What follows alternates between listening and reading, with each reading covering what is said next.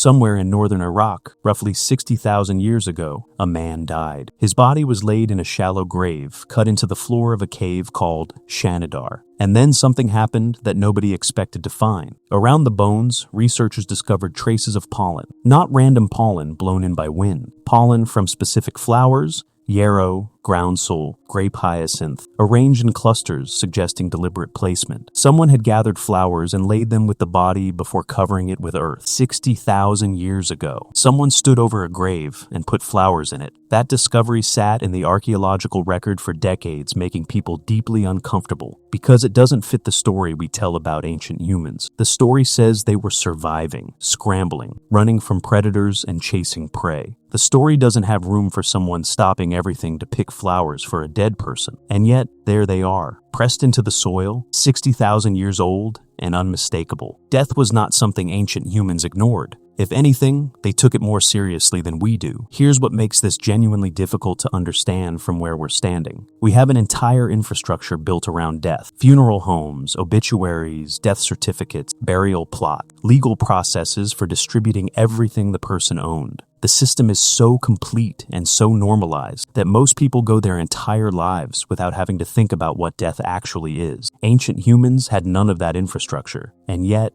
the archaeological record shows something remarkable. The moment humans became cognitively modern, the moment the brain reached the architecture it has right now, one of the first things they did was start treating their dead with extraordinary care. The oldest deliberate burials we have found date to roughly 100,000 years ago. At Cave in Israel, researchers found the remains of at least 15 individuals buried intentionally, not dumped, not abandoned, deliberately placed in the ground with their bodies oriented in specific position. A child buried with a deer antler placed in the arms like a gift. A child, a deer antler. A gift for the journey. Think about what that requires. To give a dead child something to carry, you have to believe somewhere is going. You have to have a concept of somewhere else, a place beyond this one, a continuation. These are not simple thoughts. These are the most complex ideas a human mind can generate, and they appear in the archaeological record at exactly the same moment as art, music, and language, all of them emerging together as if something switched on in the human brain, and the first thing it did was look at death and refuse to accept it as the end of the story. The Neanderthals buried their dead too. This is the part that surprises people. For a long time, we assumed Neanderthals were too primitive for burial rituals. Then researchers started looking more carefully at the site. At La Chapelle-aux-Saints in France, a severely arthritic Neanderthal male was found in a deliberately dug pit. His joints were so damaged that he could barely walk and likely couldn't have survived without help, which means his community fed him and cared for him for years before he died, and then buried him when he was gone. That's not primitive, that's complicated. That's a community that valued a member who couldn't contribute to survival. That's a moral framework, and the burial at the end suggests they didn't just care for him in life, they cared about what happened to him after. But what actually happened at the moment of death? In the hours immediately after? The ethnographic record from modern hunter-gatherer communities, the living evidence of how traditional humans handle death, shows a remarkably consistent pattern across cultures. The body is not left alone. Someone sits with it, often many people. The community gathers immediately, not after a delay, not after practical matters are handled first. Immediately, because in a world where your survival depends on your relationships, a death is a rupture in the fabric of everything. It cannot be processed privately. It has to be processed together. Among the Hadza of Tanzania, death triggers what researchers describe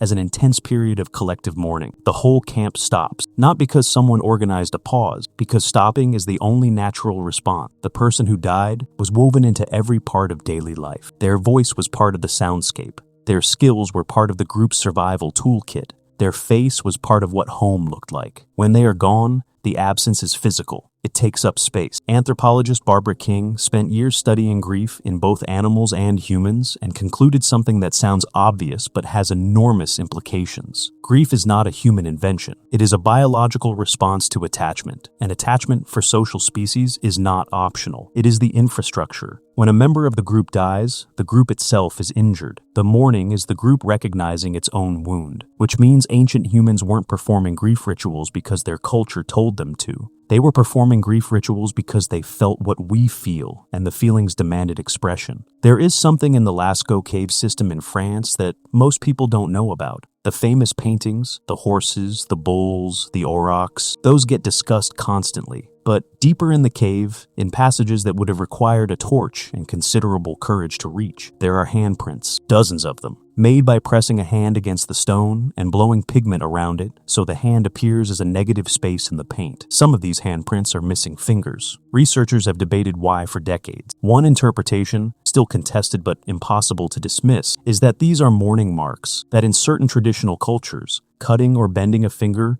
was a physical expression of grief, a way of making the internal wound external and visible. And these people went deep into the earth to press their grief into the stone, deep into the earth, by torchlight, to leave a mark that said, "I was here, and I lost someone, and I needed the world to know." Now here's the part that most people don't sit with long enough. For most of human history, death happened at home, not in a hospital, not managed by professionals. At home, surrounded by the same people who would grieve. You watched someone you loved die. You were present for it. You touched the body. You prepared it. You buried it yourself with your own hands. This is not brutal. This is intimate. And there is a growing body of research suggesting that the modern system, in which death is professionalized and removed from daily life, in which most people in wealthy countries will never touch a dead body or be present at a death until they themselves are the one dying, has created something genuinely new in human experience. A relationship with death that is entirely abstract, a terror of something we have been systematically prevented from understanding through direct experience. The ancient human who buried their companion with flowers had something we don't. Not peace with death. Nobody has peace with death, but familiarity, proximity, the understanding that comes from having been there, having touched it, having dug the earth yourself, and felt the weight of what you were doing. Grief was not a private experience. It was not managed. It was not scheduled into a 3-day bereavement period and then set aside so productivity could resume. It was lived through collectively at whatever pace it actually took. There is a practice among the Toraja people of Sulawesi in Indonesia, a culture that has maintained traditional death practices longer than most, where the deceased is kept at home, sometimes for weeks or months, surrounded by family, spoken to, included in meals, treated as still present in a meaningful sense until the community is genuinely ready to let go. Western anthropologists who first documented this called it